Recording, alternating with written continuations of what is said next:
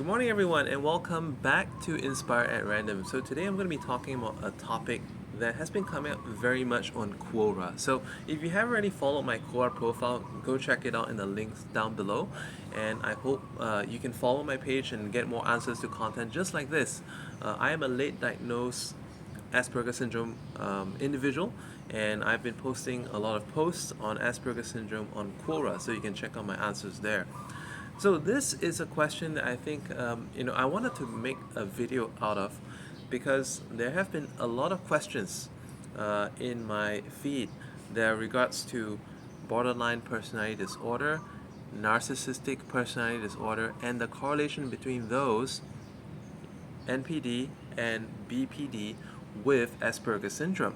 So for those of you who know Asperger syndrome well, you probably know that these are two different extremes altogether. They have nothing to do with each other.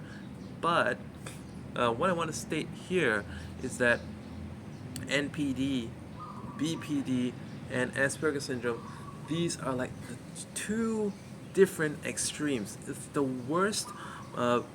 It's like, these are the people with this are most averse to people like this. It's like they are like sworn mortal enemies of each other.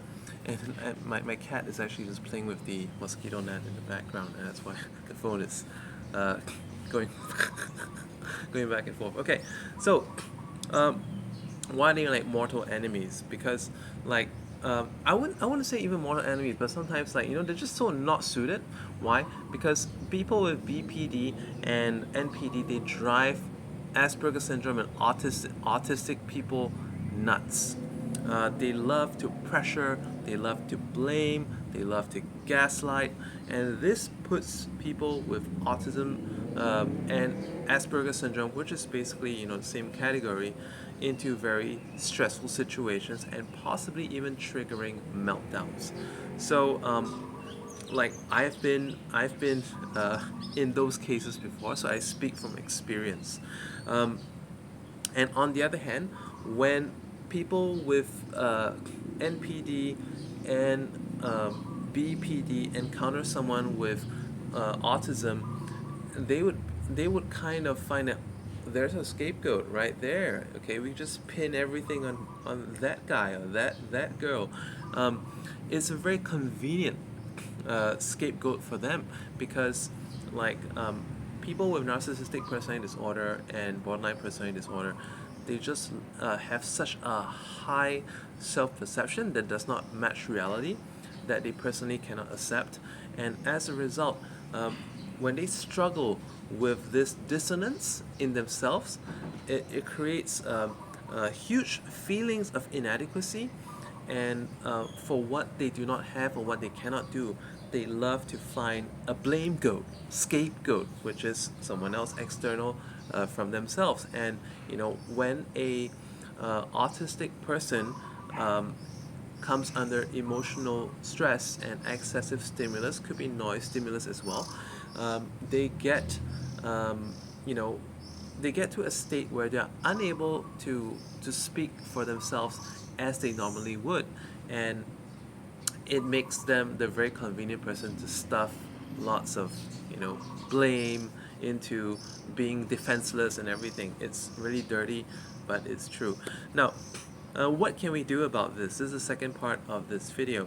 I think as a person, I have matured a lot through repeat exposures to people with BPD and NPD. You can even find one of my old videos here about how to deal with gaslighter wife. So the good news is that yes, we do have meltdowns, but it's like a muscle that you can train. So with repeat exposure, you have adaptation, increased adaptation. And what this adaptation allows you to do is that on a future experience to the same experience, you can actually have more control from more preparation. People who are autistic, they have some, although we are great problem solvers, but at the same time, at a moment's notice, and when we are just put on the line, we do really need to calm ourselves down to maintain that good decision making skill.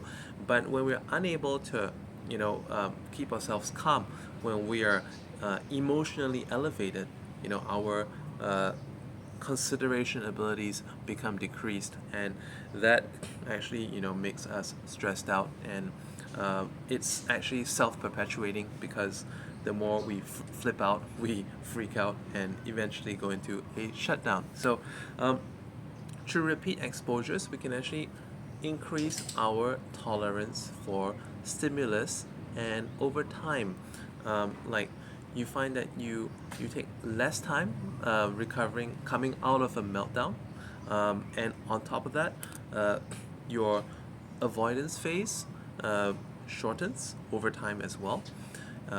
And at the same time, when you have high stress, high stimulus situations, it could be anything else. It could also be from people with narcissistic personality disorder and borderline personality disorder.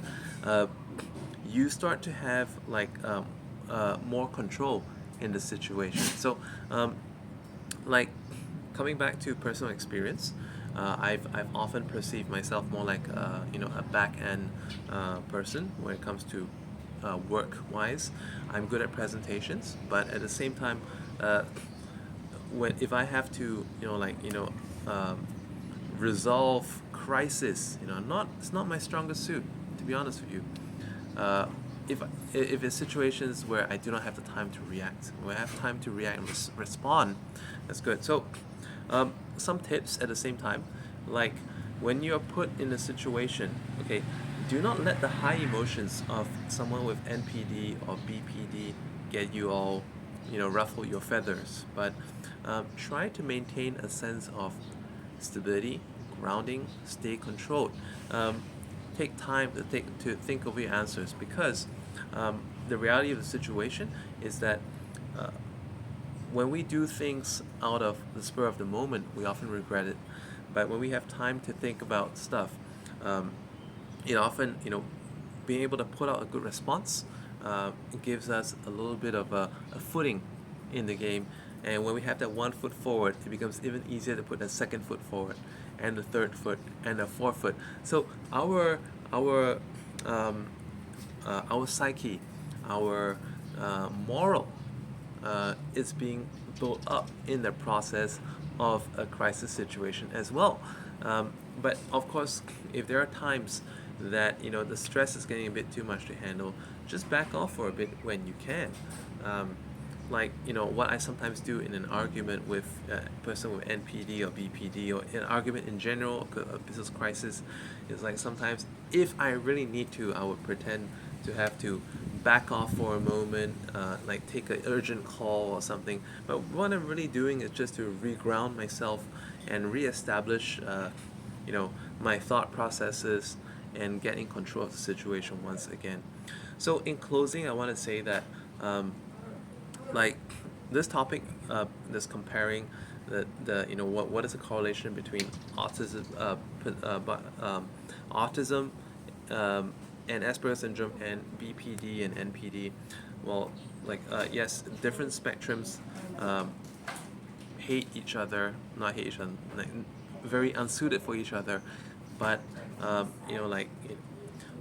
with the right repeat exposures, with the right approaches, an autism person can handle just fine and can get better over time, and your refraction time between your blanking outs, your brain farts, your meltdowns will improve, and you will be better and better at the situation, and it also gets you more and more closer to being able to handle things normally, or actually not even normally, better than a neurotypical person can do. So in closing, give me a subscribe and a like and a comment beneath this video if you like this piece of content, and do check out my Quora profile as well. Check out my responses there and follow me on Quora too. Bye.